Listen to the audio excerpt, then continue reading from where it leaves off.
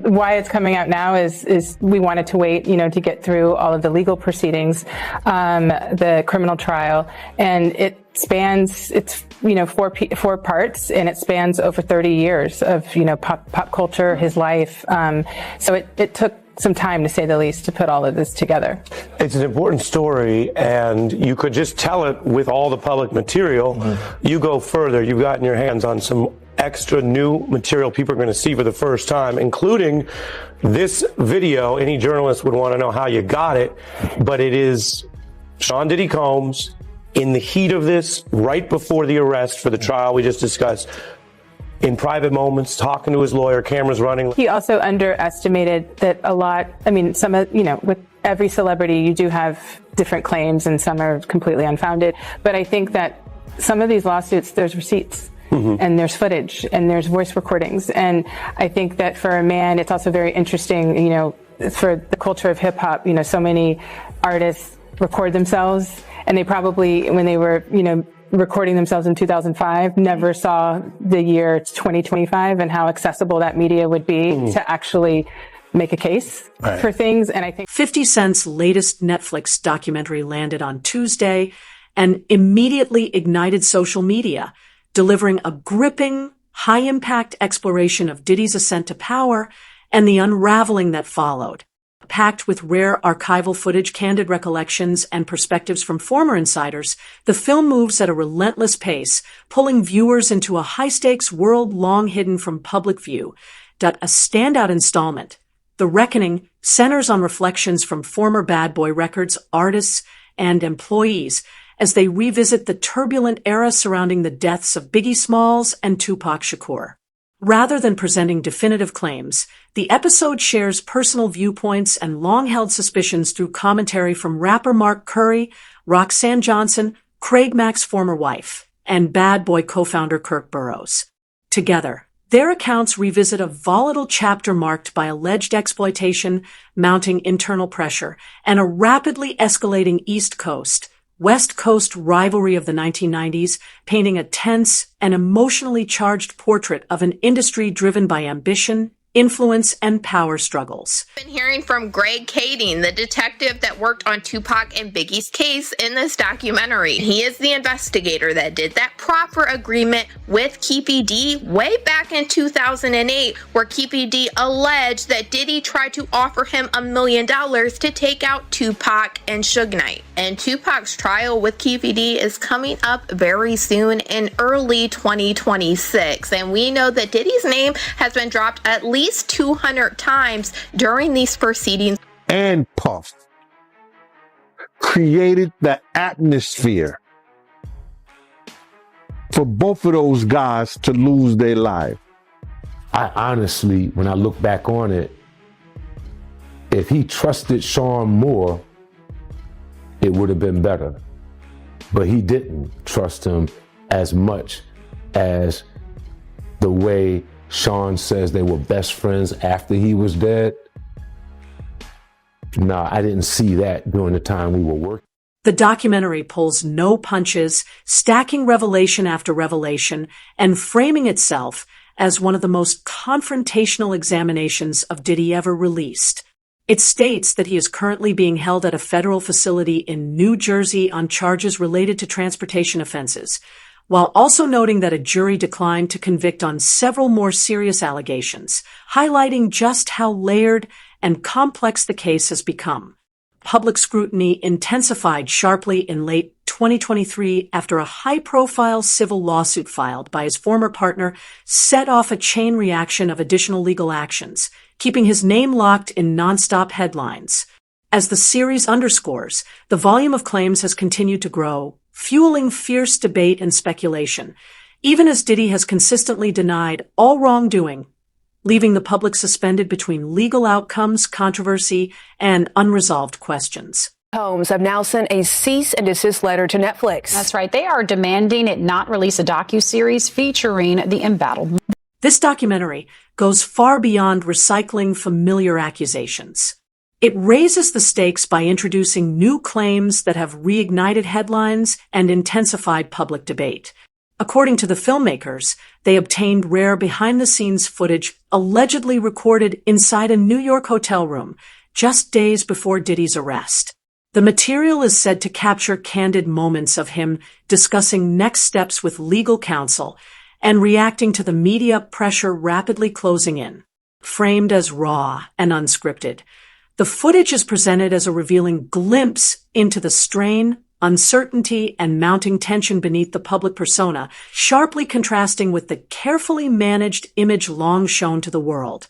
Waiting the whole time for Aubrey O'Day to reveal some major story that happened between her and Diddy. 3 episodes in, she's basically just talking about Diddy in a very general way. It isn't until the 4th episode that Aubrey reveals a witness walked in on Aubrey O'Day completely inebriated with Diddy doing things to her, as well as a second man who they refer to as a light-skinned, tall man. Details are very explicit and not anything I could share on here. This witness revealed that it was 100% Aubrey O'Day. It was really uncertain in watching Aubrey's reaction and kind of resharing this story whether or not she fully recollected the situation. He says it couldn't have been her choice to become inebriated because that was never her issue. She never really drank a whole ton. The earlier parts of this series, Aubrey does reveal these emails, these series of emails that she got from Diddy. They were all in very sexual nature, in a very sexual tone. He's basically asking her to come over and do certain things with him. It's these very domineering emails where he's basically setting the tone that he's the boss. She says that she felt very uncomfortable about those emails, and 6 months later, she was fired. It's highly unusual for anyone to speak this openly before formal charges, as conversations of this nature are typically protected by strict legal privacy. The documentary suggests that allowing a videographer into the room may have unintentionally exposed sensitive legal discussions, blurring the line between documentation and confidentiality. Diddy's legal team later told NBC News that the footage was never authorized for release and that they have no explanation for how it appeared on Netflix.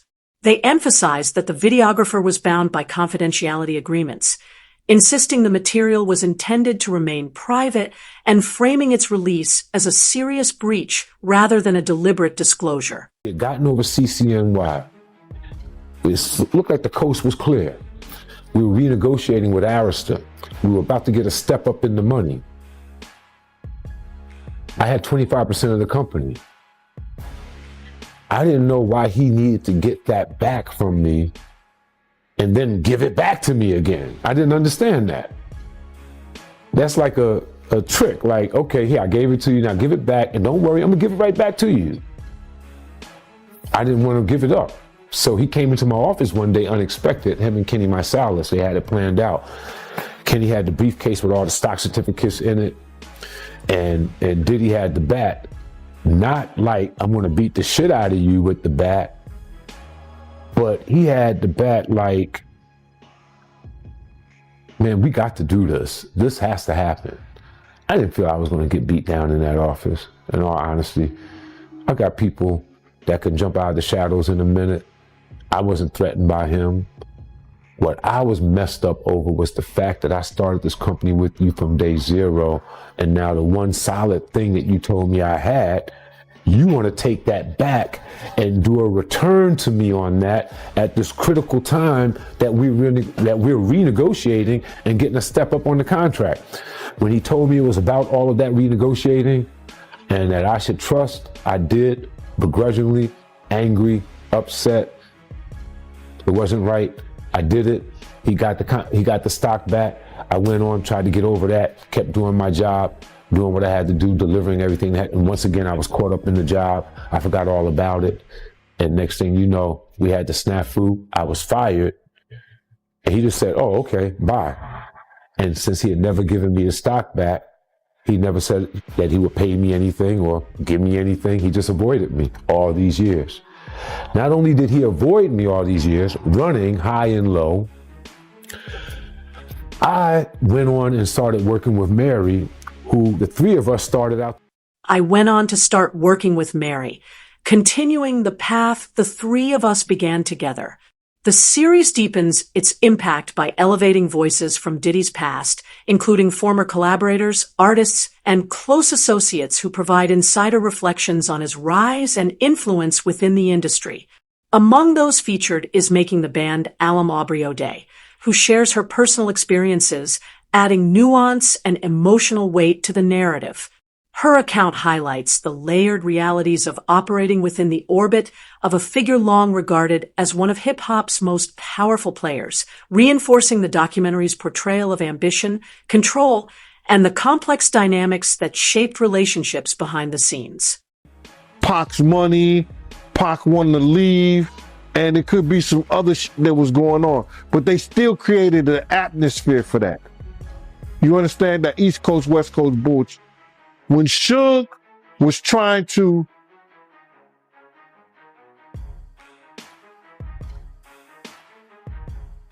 use the New York guys to, okay, man, come on, let's make some sense of this shit. And have a meeting and sit down with the New York guys and ask for a representative for Puff to come on. Puff was mad. You see now why Puff was mad. Everybody know now why Puff was mad. That he didn't want nobody to come to the meeting because Suge was playing Pay Daddy. Suge was in there playing Play Daddy with Justin. It's crazy. I said, well, how you gonna be mad at Misa and the East Coast, West Coast? And now we see why he was mad. We don't know if Suge sent Puff those pictures years ago. We don't know that.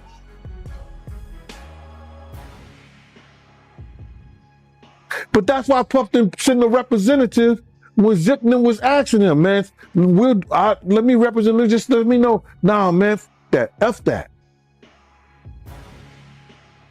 They trying to get a black distribution company, a publishing company, all that. For hip-hop artists and music.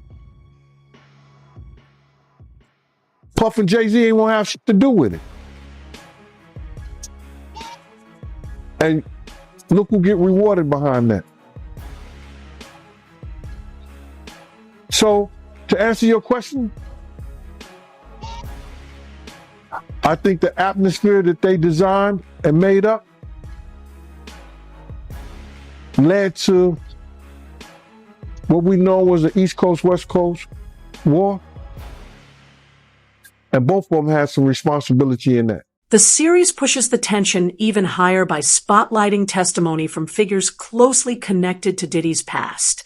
Singer Al B., sure, who once dated Kim Porter, describes what he says he witnessed during that period, while former bodyguard Roger Bonds recounts experiences he claims shifted his early positive impression after observing behavior toward Cassie that raised serious concerns. The scope widens further as Bad Boy Records co-founder Kirk Burroughs revisits his former ownership stake, alleging that sustained pressure and intimidation led him to give up his share, a moment he says triggered lasting personal and professional fallout. Framed as first-hand recollections rather than established facts, these accounts draw a sharp contrast between the public success of the Bad Boy brand and the internal conflicts, power struggles, and long-term consequences described by those who say they were left behind. You say Suge looks over, he sees you? He looks right at you? Yeah, he looks at me. Okay. When he looks over at you, and then, Tupac's busy getting shot. Evidently, the story is Tupac's trying to either get out in the back seat or something. Yeah, what do you see happening inside of their car? I seen a bullet going Suge's head. I thought he was dead. So Orlando across Dre? He leaned over on the window, we rolled down the window, popped. They would drove on my side, I would pop them. You know what I'm saying? But they was on the... Burroughs later filed his own lawsuit, but it was ultimately dismissed due to time limitations, and he has remained involved in other legal battles since. Episode 2 then shifts sharply into a forceful examination of the infamous Bad Boy Death Row rivalry, the East Coast, West Coast clash that forever changed hip-hop's direction. The series contrasts Death Row's roster of Dr. Dre and Tupac with Bad Boy's lineup featuring Biggie, Faith Evans, 112, and Maze. The most striking theme from the interviews is the claim that the artists themselves were not the primary drivers of the conflict. Instead, contributors argue that powerful industry figures helped sustain and escalate the feud until it reached a breaking point. Within that narrative, Sean Combs is repeatedly cited as a key influence, echoing long-standing assertions from Gene Deal that executives, not performers, played a decisive role in pushing the rivalry toward dangerous extremes. I'm not gonna go into details on that one. Keep it streets on me. I ain't gonna go into detail on that. Well, I'm gonna go ahead and read from the book. Well, so let them buy the book then. Okay. Well, I'm just gonna read this passage. The shit was on. Tupac made an erratic move and began to reach down beneath his seat. It was the first and only time in my life that I could relate to the police command. Keep your hands where I could see them. Instead, Pac pulled out a strap, and that's when the fireworks started. One of my guys from the backseat grabbed the Glock and started busting back. The first skin shook in the head, and I thought that motherfucker was dead. I had heard some stories, supposedly that Suge used Tupac as a shield when the bullets started flying, but that's some bullshit. Suge was already wounded, and he was the one that got touched. As the rounds continued flying, I ducked down so I wouldn't get hit. Basically, yeah. The white Cadillac arm came out the back seat and started letting off. What went through your head when you saw that?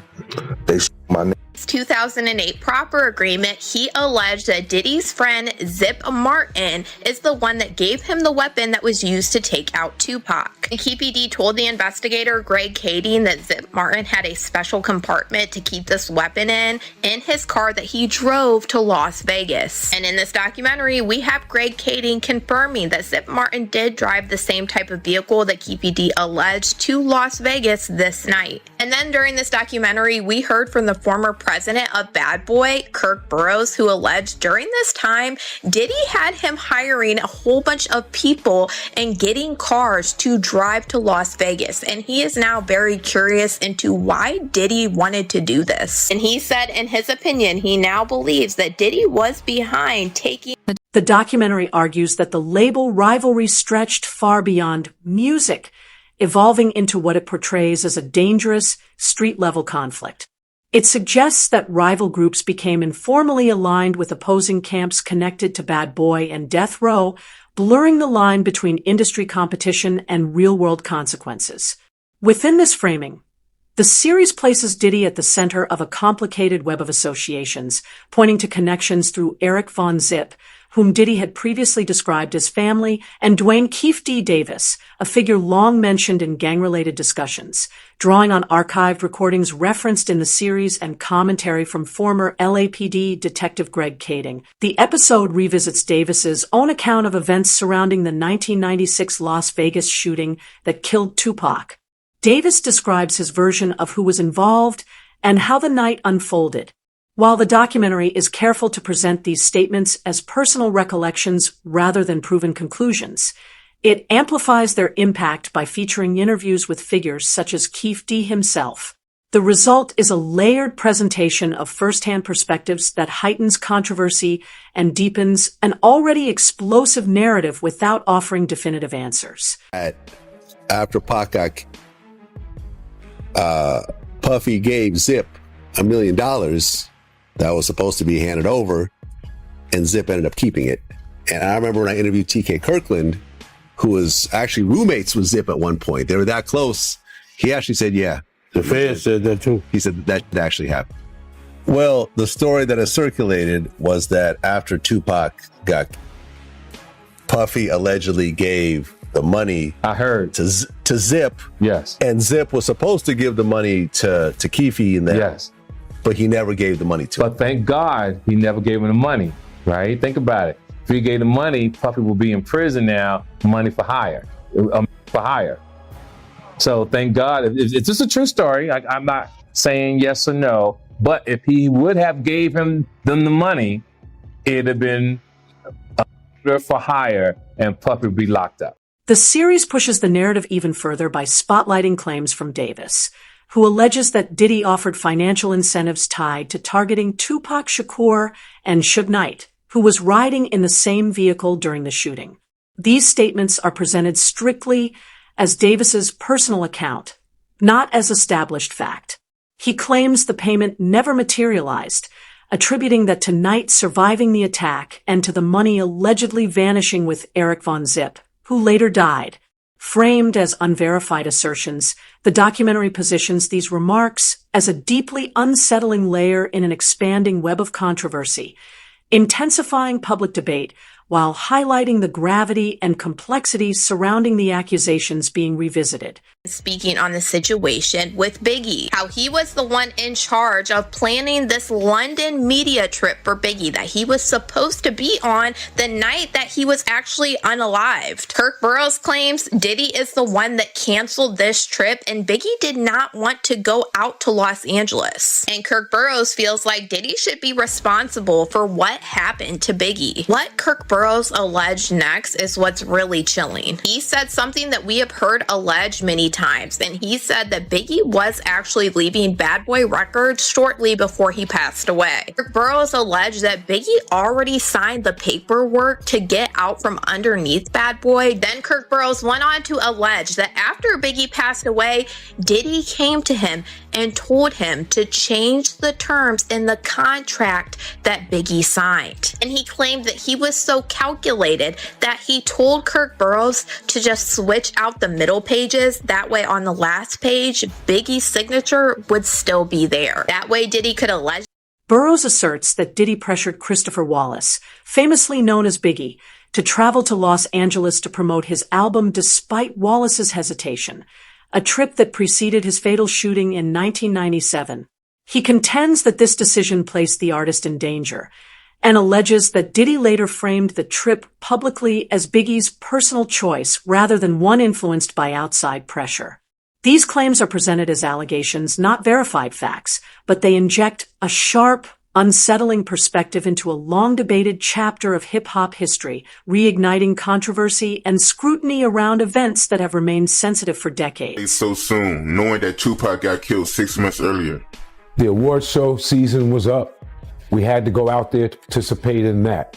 We had records that were nominated. We were a budding, launching company that already launched and we were successful. We could not go. But Biggie did have an inconvenience. He had a car accident. I think it was in Brooklyn, maybe downtown Brooklyn.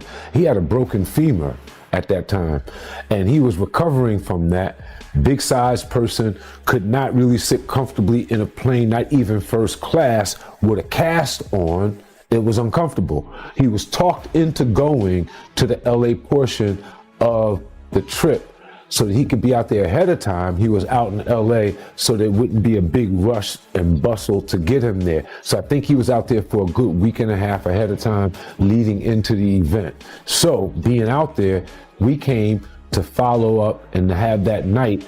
And then he was supposed to, as per Arresta's marketing department, Arista, one of the best labels and distribution companies that you can have to back you, the legendary Clive Davis, who's backed so many artists, believed in Bad Boy so much, he put together a marketing campaign that was never seen before that campaign and still wasn't seen, but it was put together so that Biggie could receive an international press junket in London with all press from around the world meeting him that Saturday, Sunday after the Friday award show night. He was supposed to go on an international flight with me. We have the itinerary still to this day.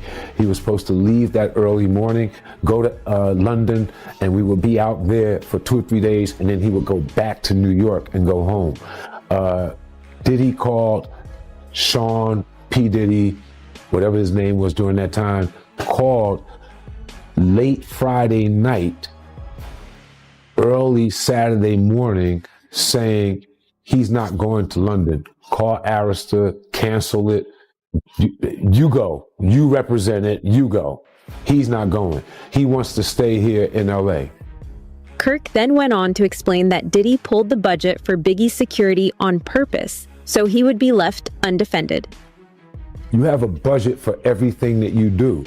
The budget for Big in LA for the award show ended that Friday night, Saturday morning, when a new budget started to get him from LA to London, where he would be taken care of with security, his friends, and everyone that he wanted to be with him in the style that he was accustomed to handle the press junket. When that didn't happen, that budget was never opened.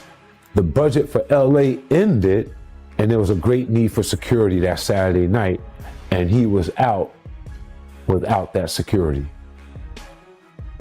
The beef up. And we lost him. And in that decision, what it put us in, that decision put us in the worst situation that we could have ever been in. We lost our number one talent. We're on a West Coast where we're surrounded by enemies who told us not to be here. We really shouldn't have been there, but we were. Now we have to get out of there.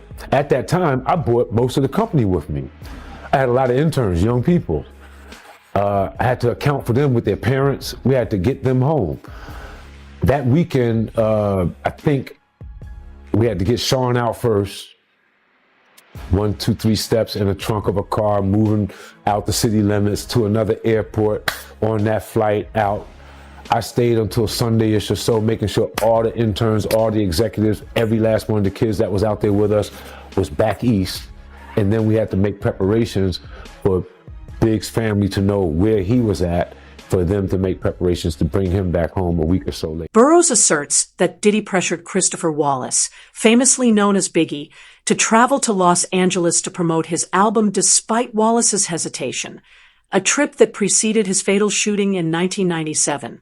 He contends that this decision placed the artist in danger and alleges that Diddy later framed the trip publicly as Biggie's personal choice rather than one influenced by outside pressure.